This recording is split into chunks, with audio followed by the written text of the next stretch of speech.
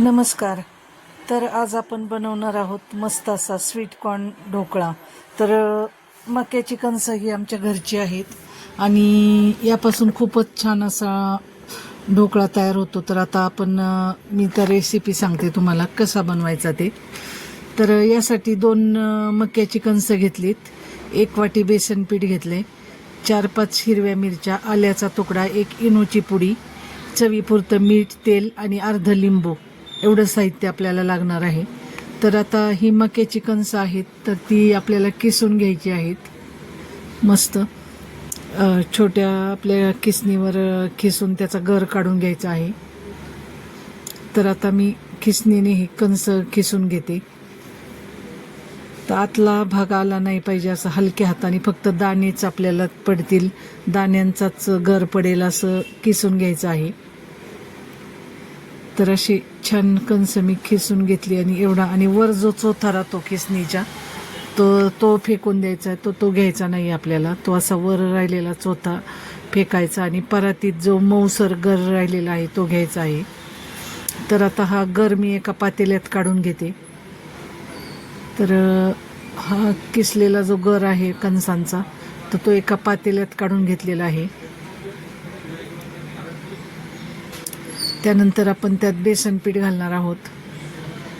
तर 1 वाटी बेसन पीठ घातले 2 कणसांसाठी. आता हे मिक्स करून घ्यायचं चांगलं आणि गरजेनुसार आपण त्यात थोडंसं कोमट पाणी किंवा थोडंसं गरमसर पाणी घालायचं आहे आणि एकसारखं पीठ.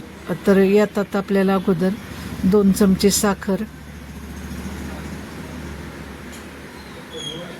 2 चमचे साखर घातली.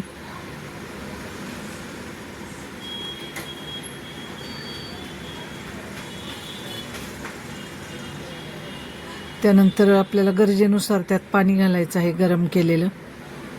तर ते पाणी घालून आपण भज्यांचं पीठ भिजवतो इतपत कन्सिस्टन्सी करायची आहे आपली पिठाची. आणि हे पीठ 5 ते 10 मिनिट फक्त भिजून द्यायचं आहे. तर बाकीचं जे वाटण आहे आलं आणि मिरचीचं ते आपण नंतर ऐनवेळी घालणार आहोत. तर हे मिश्रण असं मिक्स करून ठेवलेलं आहे. तर आता त्यात मीठ आणि तेल घालायचे.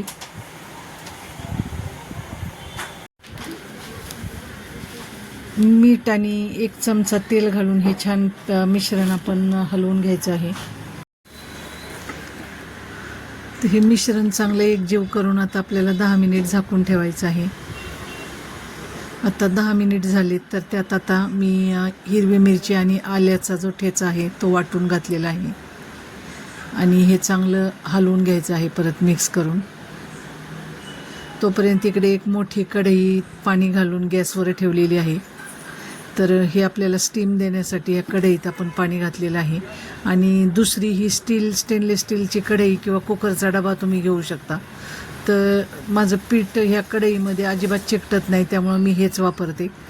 तर ही कढई आता आपण ह्या दुसऱ्या कढईत ठेवलेली आहे छोटी आणि तेल लावलेलं आहे आतून. आणि पाण्याला छान उकळी आली की त्यात आता आपण ह्या मिश्रणामध्ये इनो घालायचं आहे.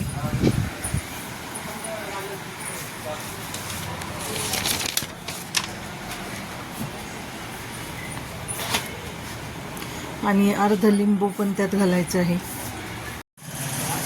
तर आता लिंबू आपण पिळून घेतलेला आहे या मिश्रणात. तर यात आता आपण इनोची एक छोटी पुडी टाकायची आहे आणि थोडंसं पाणी हे ॲक्टिवेट होण्यासाठी. त्यामुळे चांगला फेस होतो आणि हे छान असं फेटून घ्यायचं आहे.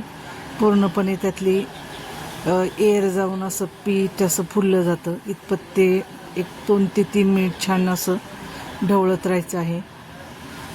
यात आपण कुठलाही रंग वगैरे वापरलेला नाही आहे. अगदी नैसर्गिकपणेच बेसन पीठ आणि कणसाच्या दाण्यांचा जो रंग असतो तर त्याचा इतका सुंदर असा रंग येतो ढोकळ्याला की कुठलाही रंग किंवा हळद घालण्याची गरज पडत नाही. तर आता हे छान पीठ फुलून पूर्ण पातेलंभर पीठ झालेलं आहे याचं.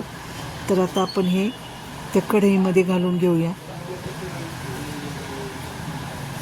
तर ही स्टेज खूप महत्त्वाची आहे की पाण्याला उकळी आल्याशिवाय आपण त्यात इनो घालायचं नाही आहे. आणि पूर्ण ढवळून त्याचं पीठ ज्यावेळेस दुप्पट होईल तर त्यावेळेस आपण ते ओतायचं आहे कढईमध्ये. तर असं केलं तर अजिबात तुमचा ढोकळा बिघडणार नाही आणि खूप सुंदर अशा चवीचा ढोकळा तयार होईल. तर वेगवेगळ्या प्रकारचे ढोकळे आपण ह्याच पद्धतीने आम्ही करतो. तांदळाच्या पिठाचा, रव्याचा ढोकळा, बेसन पिठाचा.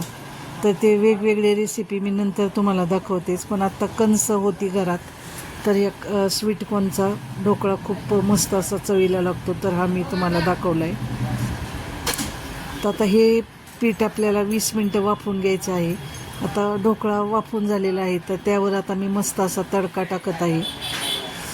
तर तडक्यासाठी आपण जिरी, मोहरी, कढीपत्ता आणि कोथिंबीर वापरणार आहोत. आणि त्यातच थोड्याशा मिरच्या घातल्या की त्या मिरचीही आपल्याला त्याबरोबर खाता येते.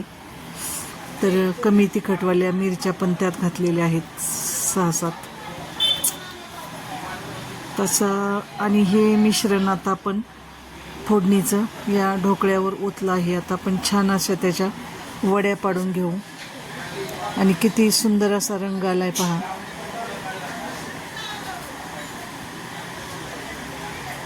तर अशा प्रकारे स्वीटकॉर्नचा ढोकळा तुम्ही नक्की ट्राय करा. आणि ही रेसिपी कशी वाटली ते मला कमेंटमध्ये नक्की सांगा.